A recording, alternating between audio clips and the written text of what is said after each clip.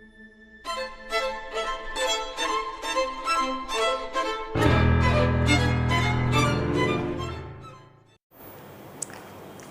તો બધા જ બાળકોને મારા જય સ્વામિનારાયણ. મને આશા છે કે બધા જ બાળકો જે છે એ મજામાં હશો. આપ સૌ પોતાનું ધ્યાન રાખતા હશો. કોરોનાની અંદર આપણે સ્કૂલે જે છે રેગ્યુલર આવી શકીએ એમ નથી, પણ અહીંથી જે કાંઈ પણ બી આપણે રેગ્યુલર લેક્ચર જે છે મોકલીએ છીએ એમાં તમે બધા જ જે છે એ જોડાઈ લેક્ચર જે છે નિરાતે જોતા હશો અને સાથોસાથ જે કાંઈ પણ બી વર્ક અહીંયાથી આપવામાં આવે છે એનું તમે ફોલોઅપ જે છે સરસથી એ પૂરું કરતા હશો. તો બાળકો, આપણે ચેપ્ટર નંબર 2 દ્રાવણમાં લાસ્ટ લેક્ચરની અંદર ઠાર બિંદુમાં અવનયન આ સંખ્યાત્મક ગુણધર્મ જે છે જોયો હતો. આજે આપણે ચોથો અને છેલ્લો સંખ્યાત્મક ગુણધર્મ જોશું, અભિસરણ દબાણ. પણ એ પહેલાં આ ઘટના જે છે અભિસરણ કોને કહેવાય એ પણ આપણે જે આજે જોવાનું છે. તો સૌ પ્રથમ તો જોઈએ અભિસરણ, જેને ઇંગ્લિશમાં કહેવાય ઓસ્મોસિસ.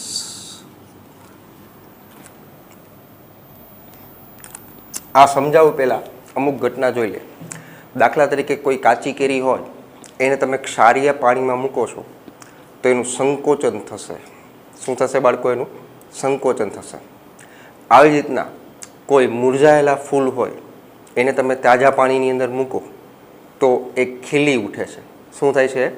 ખીલી ઉઠે છે. મુરઝાયેલા ફૂલને તાજા પાણીમાં મૂકો તો એ ખીલી ઉઠે છે. બીજું પ્રેક્ટિકલ તમને ઉદાહરણ આપું તો ઘણા જે છે સવારમાં વહેલી સવારે ઉઠીને ચણા ખાવાની, પલાળેલા ચણા ખાવાની ટેવ હોય તો એ ચણા તમે રાતના જે છે એ થોડાક મુઠ્ઠી એક તમે થોડા ગરમ પાણીને પલાળી દો.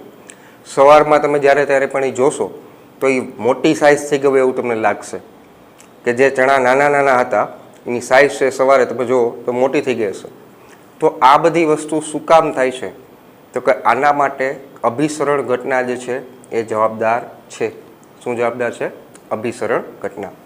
તો સૌથી પહેલી તો વાત કે કાચી કેરીને ક્ષારીય દ્રાવણમાં, શેમાં? ક્ષારીય દ્રાવણમાં મૂકતા સંકોચાય છે. શું થાય છે? સંકોચાય, એટલે કે એનું સંકોચન થઈ જશે. આવી જ રીતના રક્તકોષને ક્ષારીય દ્રાવણમાં મૂકતા સંકોચાય. શું થાય છે? આ પણ સંકોચાય. આવું શું કામ થાય છે, શું થાય છે એ હમણાં આગળ સમજાવું છું.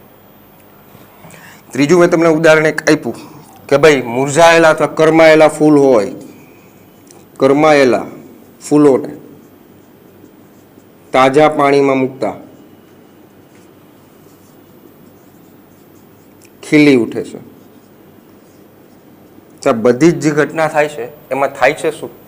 તો કે આમાં જે કાંઈ પણ બી પદાર્થ જે છે, દાખલા તરીકે કાચી કેરી છે, રક્તકોષ છે, ફૂલો છે, એ એક પ્રકારના પડદા સાથે બંધાયેલા હોય છે. કોની સાથે બંધાયેલા હોય છે? પડદા સાથે બંધાયેલા હોય છે. કારણ કરમાયેલા ફૂલો અથવા રક્તકોષ છે અથવા કાચી કેરી જે છે એ બધા જે છે એ પડદા સાથે બંધિત હોય. અને આ જે પડદો જે છે એ વનસ્પતિ અથવા પ્રાણી જે છે એમાં ઉદ્ગમ સ્થાન હોય એનું. એનો મતલબ કે વનસ્પતિ જે છે અથવા પ્રાણી જે છે એનો બનેલો હશે, ઉદ્ગમ સ્થાન જે છે એનું બનેલો હોય છે. હવે એ જે પડદો જે છે, આ જે પડદો જે છે એનું ઉદ્ગમ સ્થાન કયું? તો કે ભાઈ વનસ્પતિ અથવા કહી શકાય પ્રાણી જ. આ બેમાંથી એક બનેલો હોય છે. સામાન્ય રીતે મોટાભાગમાં વનસ્પતિ જે છે એ જોવા મળતું હોય છે. અને પડદો જે છે એ બે પ્રકારનો હોય છે. એક કુદરતી પણ હોય અને કૃત્રિમ પણ હોય છે. દાખલા તરીકે હું એમ કહું કે ભાઈ કુદરતી પડદો, તો આપણી જે મૂત્રાશયની કોથળી છે, મૂત્રાશયની કોથળી, તો એ કૃત્રિમ છે, કુદરતી છે. આ રીતના કહી શકાય કે વનસ્પતિ કોષની જે કોષ દિવાલ છે એ કુદરતી પડદો છે. કેવો છે? કુદરતી પડદો. તો આ જે છે એ કુદરતી સ્ત્રોત થયા કે કુદરતમાંથી મળી આવતા હોય એવા. જ્યારે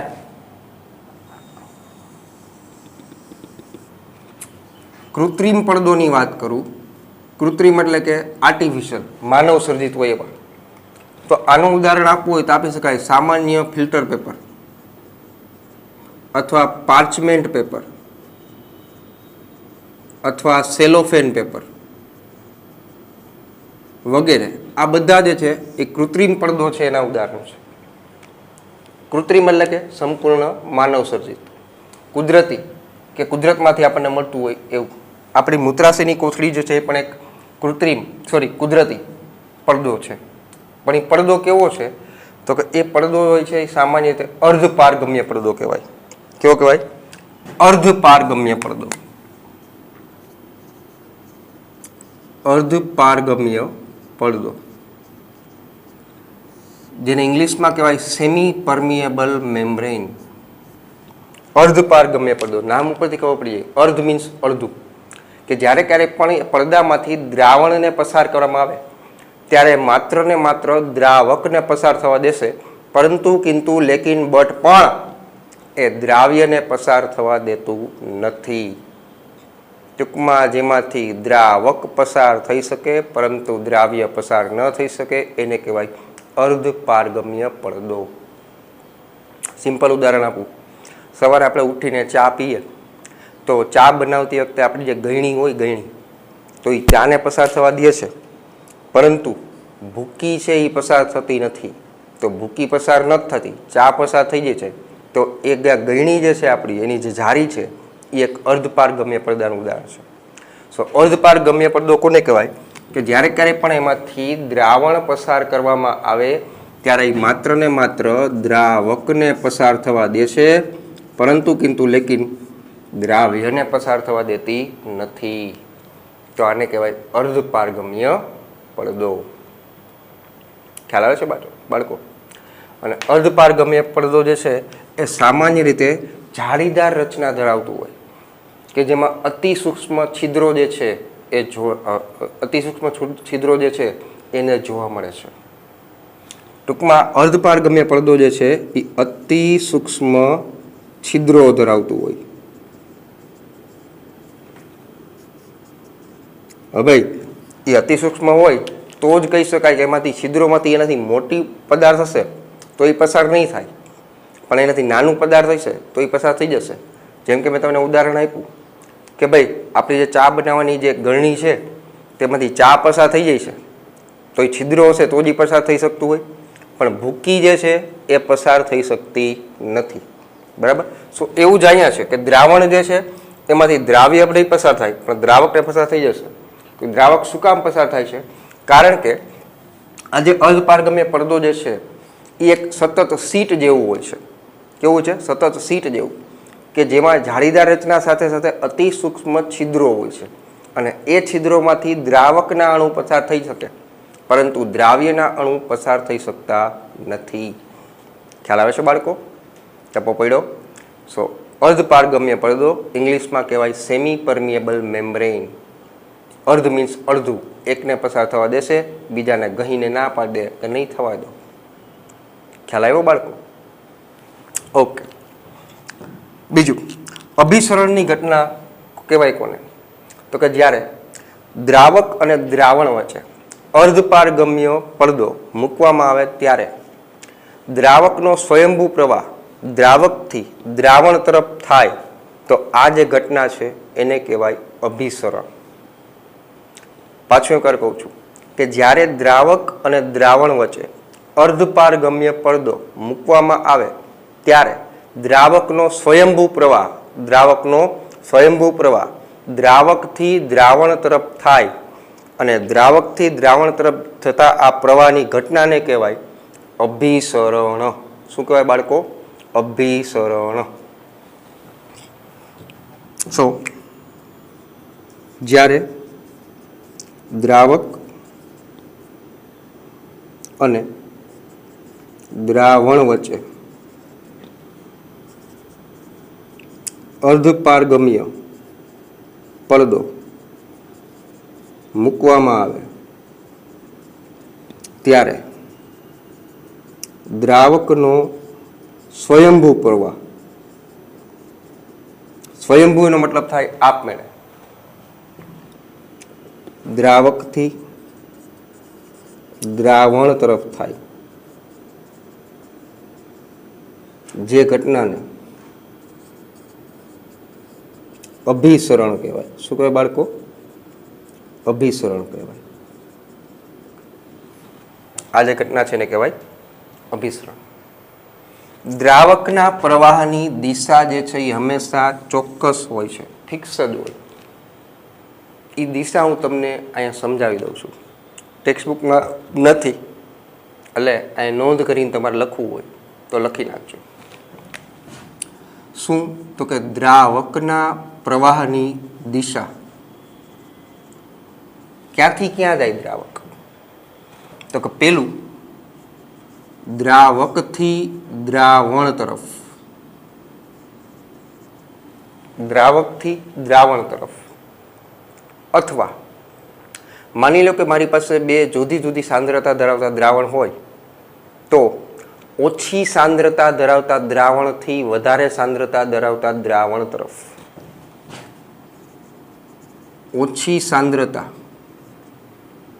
વાળું દ્રાવણ હોય ત્યાંથી વધારે સાંદ્રતા વાળું દ્રાવણ તરફ. આ પેલું કાં તો દ્રાવકથી દ્રાવણ તરફ, કાં તો ઓછી સાંદ્રતાથી વધારે સાંદ્રતા તરફ, અને કાં તો મંદ દ્રાવણથી સાંદ્ર દ્રાવણ તરફ.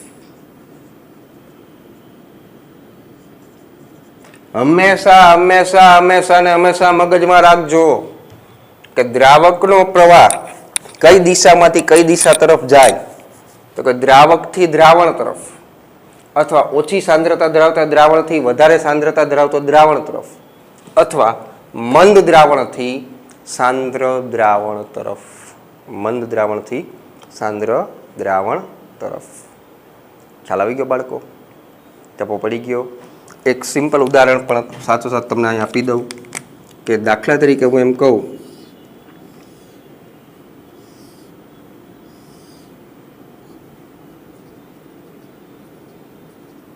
મારી પાસે બે જુદી જુદી સાંદ્રતા ધરાવતા દ્રાવણ છે. વચ્ચે જે મૂક્યું છે આને કહેવાય અર્ધપારગમ્ય પડદો.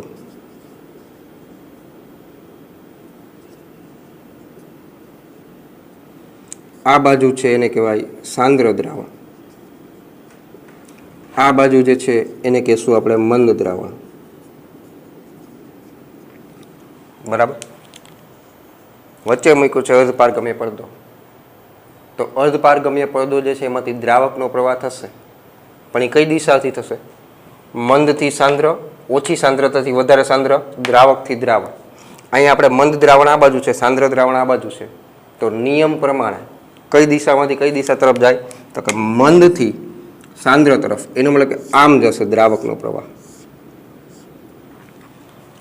હવે એમ જાય એટલે ધીમે ધીમે આનું લેવલ છે એ ઘટતું જાય, જ્યારે આનું લેવલ છે એ વધતું જાય કે નહીં?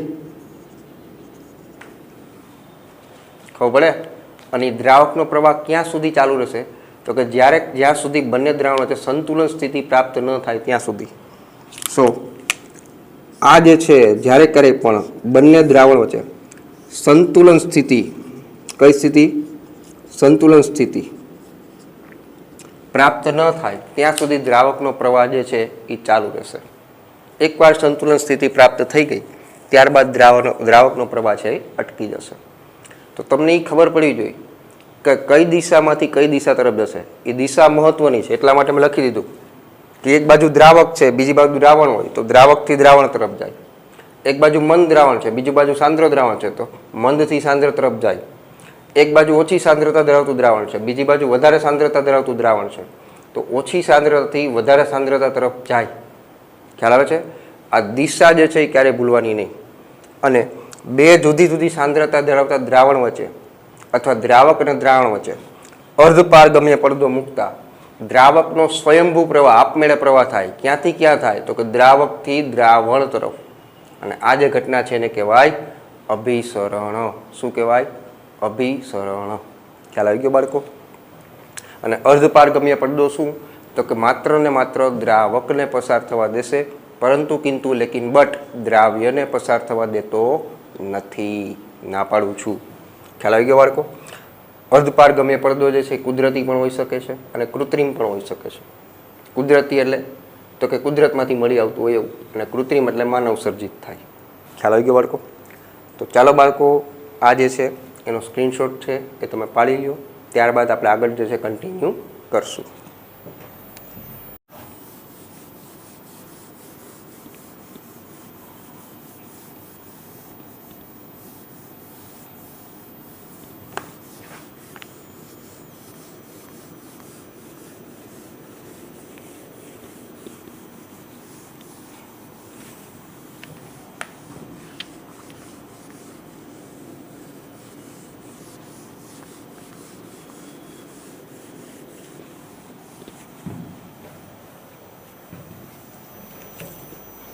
તો લાસ્ટમાં બાળકો આપણે વાત કરી કે ભાઈ દ્રાવકનો સ્વયંભૂ પ્રવાહ જે છે દ્રાવણ તરફ એ ક્યાં સુધી રહે? તો કે જ્યાં સુધી બંને દ્રાવણો છે, બંને જે પ્રવાહી વચ્ચે સંતુલન સ્થિતિ પ્રાપ્ત ન થાય ત્યાં સુધી એ ચાલુ રાખશે, પ્રવાહ ચાલુ રહેશે જ્યાં સુધી સંતુલન સ્થિતિ પ્રાપ્ત ન થાય ત્યાં સુધી. બરાબર? હવે આપણે બીજું પણ આપણે આપેલું છે ઉદાહરણ જોઈએ.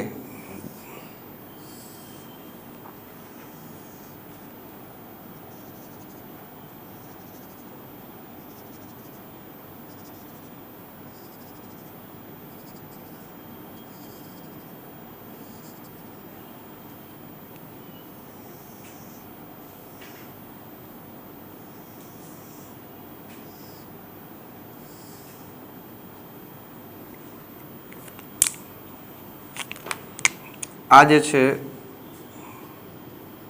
એ જે છે શુદ્ધ દ્રાવક.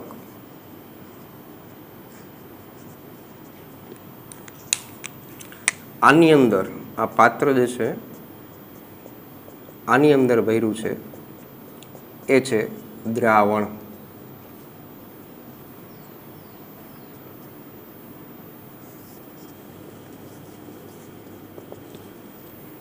આ જે છે આને કહેવાય અર્ધપારગમ્ય પડદો.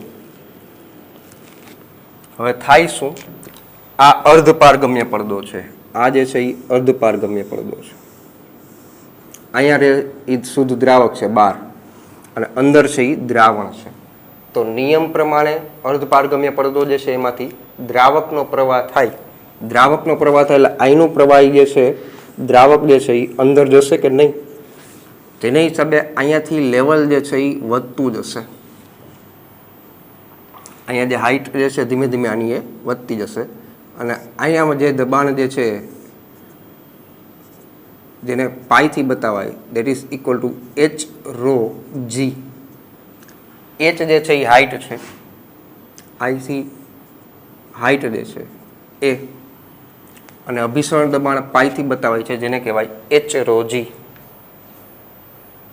જી જે છે એ ગુરુત્વાકર્ષણ બળ છે, એચ જે છે એ ઊંચાઈ છે, અને રો છે એ ઘનતા છે. શું છે? એ ઘનતા છે.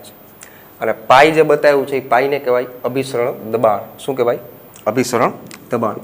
હવે પ્રશ્ન થાય કે સર અભિસરણ દબાણ એટલે શું? દ્રાવકથી દ્રાવણ તરફ જતા દ્રાવકના પ્રવાહને અટકાવવા માટે આપવું પડતું જરૂરી દબાણ એને કહેવાય અભિસરણ દબાણ.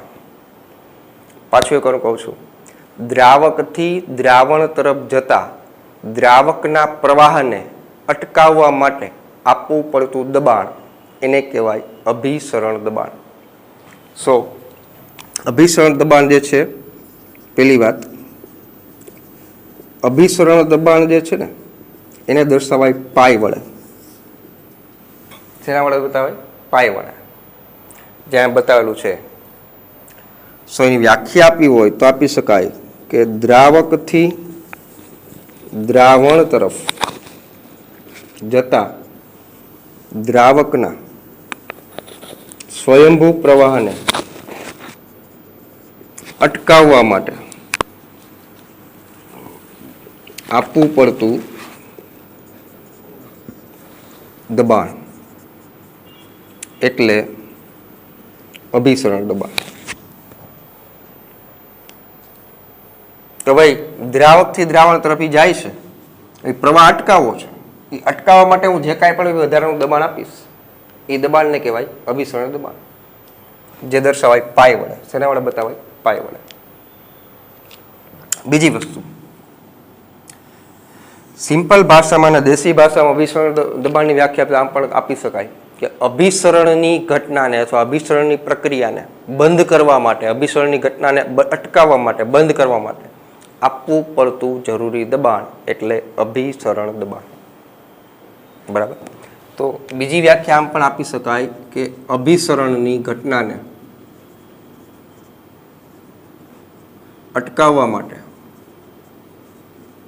અથવા બંધ કરવા માટે આપવું પડતું જરૂરી દબાણ. આને પણ કહેવાય અભિસરણ દબાણ. આને કહેવાય અભિસરણ દબાણ. બીજી વસ્તુ, અભિસરણ દબાણ જે છે એ ક્યાં લાગુ પાડવામાં આવે? તો કે જે બાજુ દ્રાવકનો પ્રવાહ થાય છે ત્યાં તમારે આપવું પડશે. માની લો એમ કહું કે આપણી પાસે અહીંયા એક મંદ દ્રાવણ છે, આ બાજુ સાંદ્ર દ્રાવણ છે, વચ્ચે અર્ધપારગમ્ય પડદો છે, દ્રાવકનો પ્રવાહ આમ જાય છે, તો હું ક્યાં દબાણ આપું તો એ અટકે? તો કે અહીંયા આપીશ ત્યારે અટકશે ને. તો એ બાજુ શું હતું? તો કે સાંદ્ર દ્રાવણ. ટૂંકમાં અભિસરણ દબાણ જે છે એ હંમેશા સાંદ્ર દ્રાવણ ઉપર અથવા દ્રાવણ ઉપર અથવા વધારે સાંદ્રતા ધરાવતા દ્રાવણ પર લાગુ પાડવામાં આવે છે. ખ્યાલ આવે છે? સો પેલી વાત કે અભિસરણ દબાણ પાઈ જે છે એ સાંદ્ર દ્રાવણ પર અથવા વધારે સાંદ્રતા ધરાવતા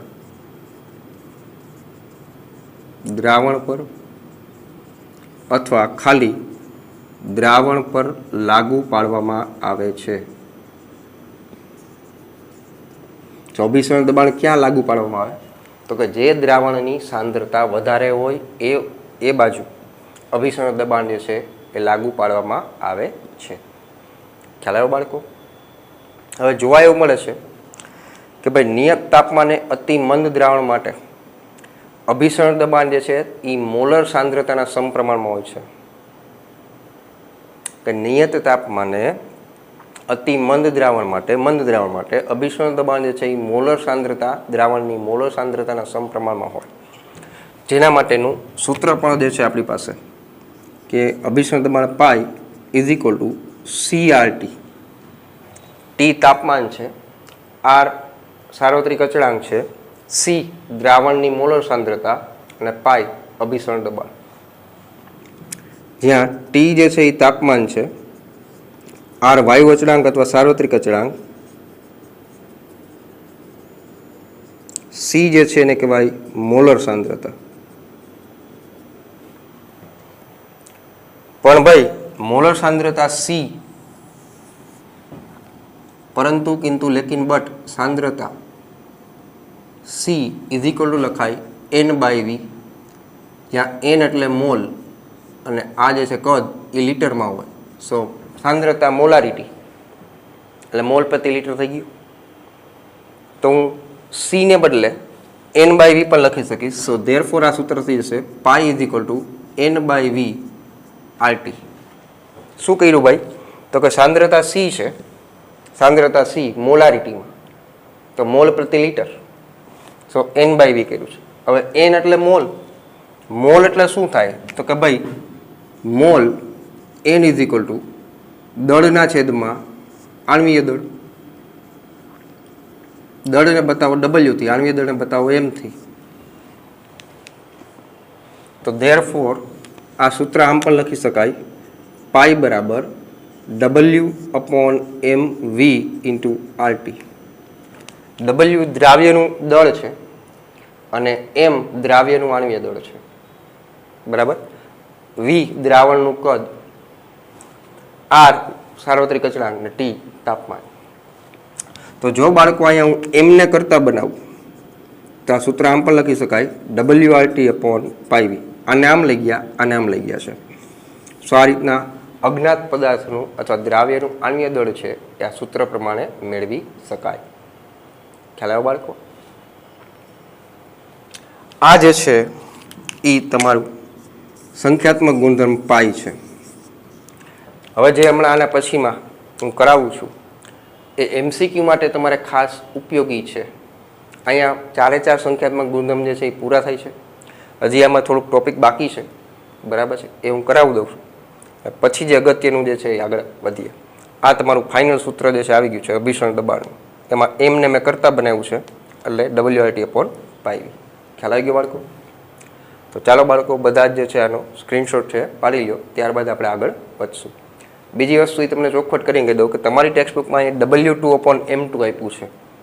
એ W2/m2 લખો કે ન લખો એ કાંઈ ફેર નથી પડતો. તમને એટલી ખબર પડી જાય કે W2 છે શું, તો કે દ્રાવ્યનું દળ છે, અને M2 એ શું છે તો કે દ્રાવ્યનું આણ્વીય દળ. ખ્યાલ આવ્યો બાળકો? એટલે ખાલી આ રીતના W/m બતાવો તો બી ચાલે. સમજાણું? ચાલો સ્ક્રીનશોટ છે પાડો, આનો પાડી લ્યો.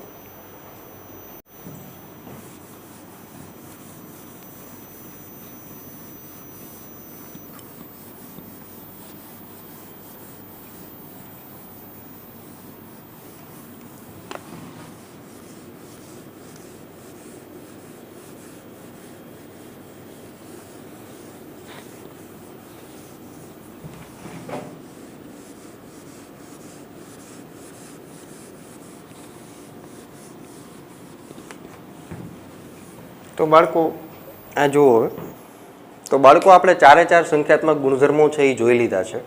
હવે એમાં એમસીક્યુ કયા ટાઈપના પૂછાય છે, બરાબર? સંખ્યાત્મક ગુણધર્મોમાં પણ એમસીક્યુ પૂછાય છે, પણ એ કઈ રીતના પૂછાય છે, કેવા પૂછાય છે, એ હું અત્યારે તમને દર્શાવું છું. કોને સંખ્યાત્મક ગુણધર્મ કહેવાય, કોને ન કહેવાય, બરાબર છે, એ તમને અત્યારે કહું છું.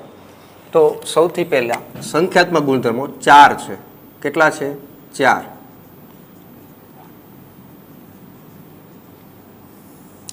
એમાંનું પહેલું છે એને કહેવાય બાષ્પ દબાણમાં સાપેક્ષ ઘટાડો. આ પહેલો સંખ્યાત્મક ગુણધર્મ રાઉટના નિયમ પ્રમાણે P10 - P1/P10. ચોખવટ કરું છું બાળકો કે બાષ્પ દબાણમાં સાપેક્ષ ઘટાડો છે એ સંખ્યાત્મક ગુણધર્મ છે. બાષ્પ દબાણ સંખ્યાત્મક ગુણધર્મ નથી, ના પાડું છું.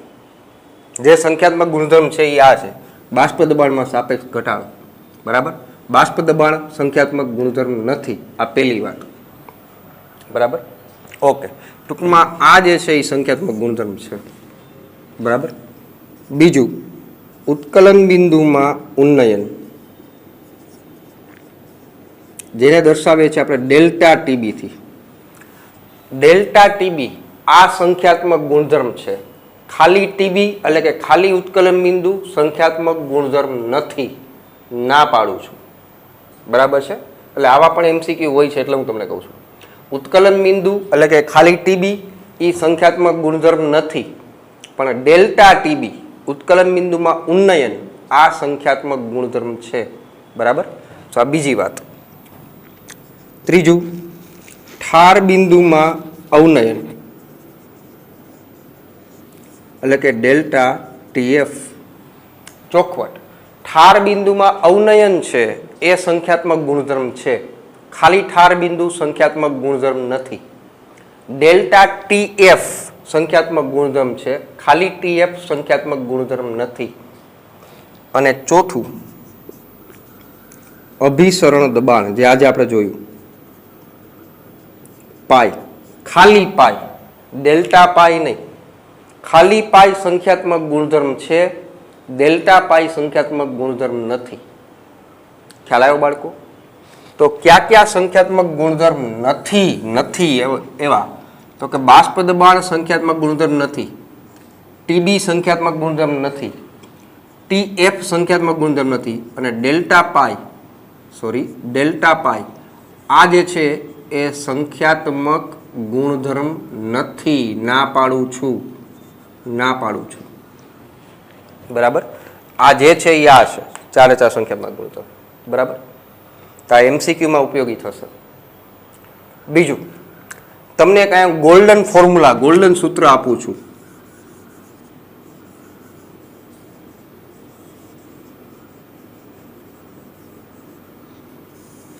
આ સૂત્ર ઉપરથી તમારે આ ચેપ્ટરના મોટાભાગના MCQ સોલ્વ થઈ જશે. ટેક્સ્ટ બુકમાં ક્યાંય નથી, રેફરન્સ બુકમાં ક્યાંય નથી, આ મેં બનાવેલું છે. બરાબર છે કે એ સૂત્રનો ઉપયોગ જે છે તમને કામ આવશે અને કઈ રીતના કરવું એ પણ હું તમને સમજાવું છું. સૂત્ર જે છે એ આ છે કે દ્રાવ્યના કણની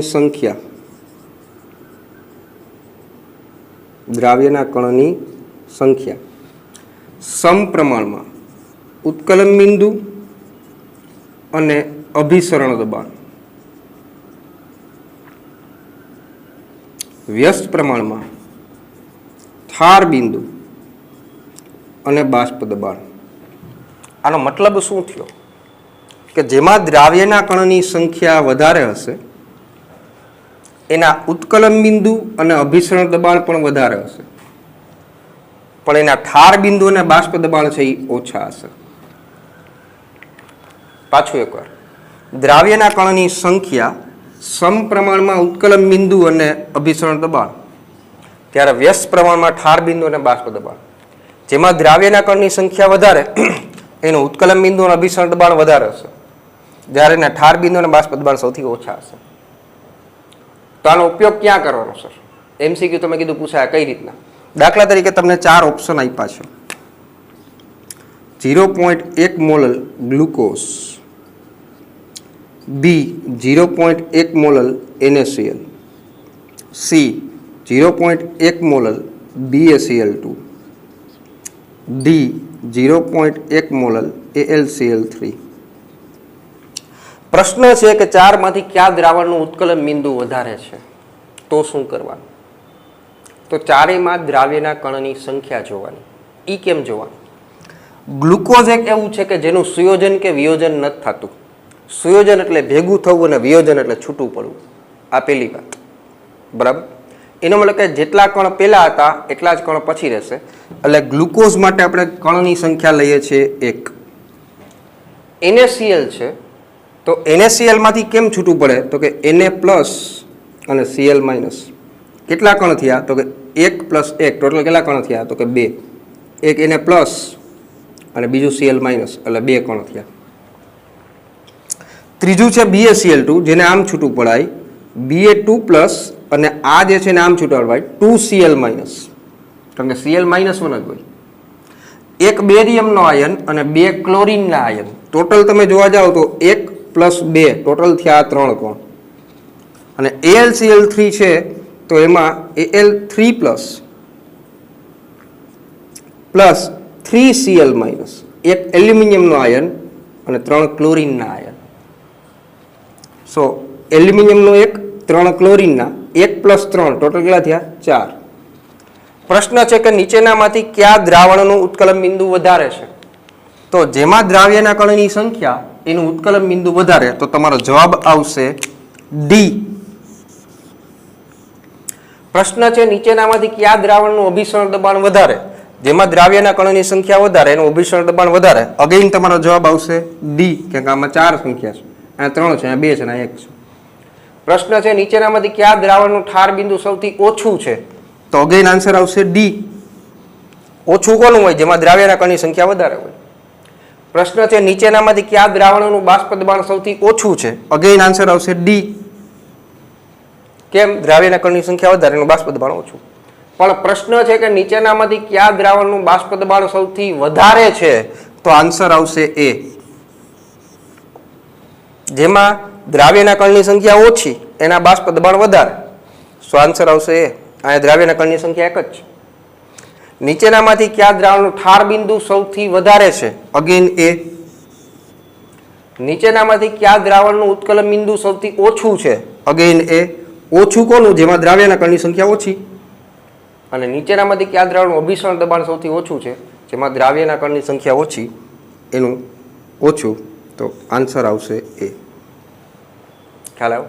તો આવા MCQ પૂછાય અને પૂછાઈ ગયા છે અગાઉ, તો આ રીતના એને સોલ્વ કરવાના રહેશે. બરાબર? આ સૂત્ર છે તમારી ટેક્સ્ટ બુકમાં નથી, વ્યવસ્થિત ચેપ્ટરની શરૂઆતમાં નોંધ કરી, બરાબર છે, ગોલ્ડન સૂત્ર સુવર્ણ અક્ષરે તમારે લખવાનું છે. તેનો મતલબ શું થાય મેં સમજાવ્યું. બરાબર? બીજું તમને જે મારે શીખવાડવું છે આજે વધારાનું એ કે તમારે ફિઝિક્સમાં કે આપણે કેમેસ્ટ્રીની અંદર પણ લોગ અને એન્ટી લોગ આવે છે. આમ તો તમને લોગ બુક પ્રમાણે ગણતરી આવડતી હશે, એટલે કે લોગમાં ગણતરી કઈ રીતના કરવી, પણ સાદા કેલ્ક્યુલેટરમાં લોગ કઈ રીતના ગણાય છે એ જે છે એ પણ તમને આવડવા જોઈએ.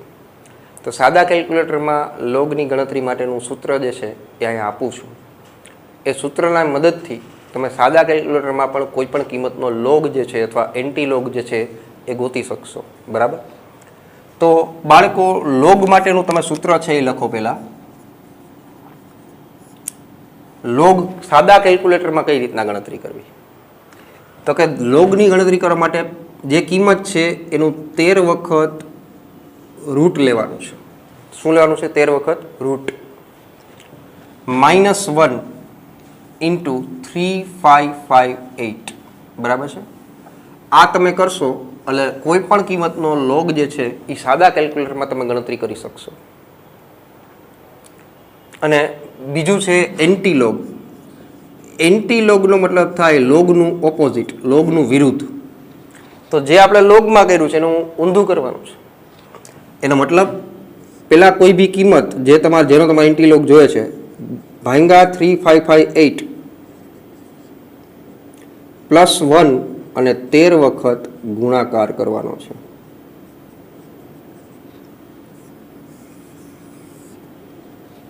અહીંયા આપણે ગુણ્યા કર્યા હતા, અહીંયા ભાંગાકાર, અહીંયા -1, અહીંયા +1, અહીંયા 13 વખત લીધું હતું વર્ગમૂળ, અને અહીંયા જે છે એ લેશું. શું લેશું? તો કે 13 વખત ગુણાકાર કરશું. ટૂંકમાં આનું ઊંધું કર્યું છે. જો બરાબર છે. હવે અત્યારે મારી પાસે સમય નથી કે હું તમને આ શીખવાડી દઉં. સમય ઇન ધી સેન્સ કે મારી પાસે કેલ્ક્યુલેટરમાં તમને દેખાશે નહીં એટલા માટે, પણ છતાંય તમારે ચેક કરવું હોય કે આ સરે બરાબર કર્યું છે, અને જો તમને લોગબુકમાંથી આવડતું હોય તો તમને હું 2 કિંમત કહું છું, તમે તમારા કેલ્ક્યુલેટરની અંદર ટ્રાય કરશો એટલે એ તમને મળી જશે. દાખલા તરીકે હું એમ કહું કે log 2, તો તમારે શું કરવાનું છે? કેલ્ક્યુલેટરમાં પહેલાં 2 લખવાનું, એટલે કિંમત તમે લખી નાખી જેનો તમારે લોગ ગોતવો છે. ત્યારબાદ તમે 13 વખત આ સાઇન દબાવશો. 13 વખત. કેટલી વખત? 13 વખત. પછી -1 અને એને ગુણ્યા 3558 એ કરશો એટલે તમારો જવાબ આવશે 0.3010. આ જવાબ આવે તો એ સાચું છે. જે તમે લોગ બુકની ગણતરી કરશો તો પણ આ જ જવાબ આવશે. અને હજી એક કિંમત આપું છું, log 50. તમારે શું કરવાનું? તો કે સાદા કેલ્ક્યુલેટરમાં 50 લખવાનું, ત્યારબાદ 13 વખત રૂટ દબાવવાનું છે. 13 વખત. પછી -1 ગુણ્યા 3558, એટલે આની કિંમત તમારે આવશે 1.699. આ જવાબ આવે તો સાચો. તમે લોગ બુકમાં ગણતરી કરશો 50ની લોગથી તો તમારે આ જવાબ આવશે, જે તમે સાદા કેલ્ક્યુલેટરમાં પણ કરી શકો છો. અને આવી જ રીતના એન્ટી લોગમાં પણ સેમ વસ્તુ કરવાની છે. માની લો કે આનો તમારે એન્ટી લોગ ગોતવો છે તો જવાબ 50 આવશે, એટલે કે લોગનું ઊંધું એન્ટી લોગ છે. માની લો કે 0.3010 છે એનો તમે એન્ટી લોગ લ્યો તો જવાબ 2 આવશે. જે આ લખ્યું છે કિંમત એના ભાંગા 3558 +1 અને 13 વખત ગુણાકાર કરવાનું છે. બરાબર છે? પણ ગુણાકાર કરો ત્યારે ધ્યાન રાખજો કે ગુણાકાર સતત ન દબાવતા. ગુણાકાર ઇક્વલ ગુણાકાર ઇક્વલ ગુણાકાર ઇક્વલ એવી રીતના 13 વખત કરવાનું છે. બરાબર? સો આ લોગ અને એન્ટી લોગની ગણતરી સાદા કેલ્ક્યુલેટરમાં કઈ રીતના કરવી એ અહીંયા મેં સૂત્ર લખી દીધું છે. અને તમારે હોમવર્ક માટે આ 2 કિંમત મેં આપી છે, log 2 અને log 50. તેના જવાબ મેં લખી દીધા છે કે log 2 કરશો તો એનો જવાબ આટલો આવશે, log 50 કરશો તો એનો જવાબ આટલો આવશે. બરાબર? સો આ હતું ગોલ્ડન સૂત્ર. લોગ એન્ટી લોગ, સંખ્યાત્મક ગુણધર્મ કોને કહેવાય, સંખ્યાત્મક ગુણધર્મ કોને ન કહેવાય. તો આ જે ટોપિક છે એ MCQ માટે તમારે ખૂબ ઉપયોગી છે. બરાબર છે? તો અહીંયા 4 સંખ્યાત્મક ગુણધર્મ છે એ પૂરા થાય છે. બરાબર છે? આજે આપણે જોયું અભિસરણ કોને કહેવાય અને અભિસરણ દબાણ કોને કહેવાય. અભિસરણ દબાણ જે એક તમારું સંખ્યાત્મક ગુણધર્મ છે એ આજે આપણે જોઈ લીધું છે. બરાબર છે? આનો ઉપયોગ ક્યાં કરો સૂત્રમાં એ પણ તમને સમજાવ્યું મેં. બરાબર? બાકીનું જે છે અભિસરણ દબાણ જે છે એના ઉપયોગો, પછી અભિસરણ દબાણ પદ્ધતિ જે છે એનો ઉપયોગ ક્યાં થાય છે એ આપણે નેક્સ્ટ લેક્ચરની અંદર આગળ જોશું. આ લેક્ચરમાં જેટલું પણ મેં ચલાવ્યું છે આજે એમાં ખાસ કરીને આ ત્રીજો પોર્શન, આવડો આ પોર્શન એ તમારા MCQ માટે ખૂબ ઉપયોગી છે.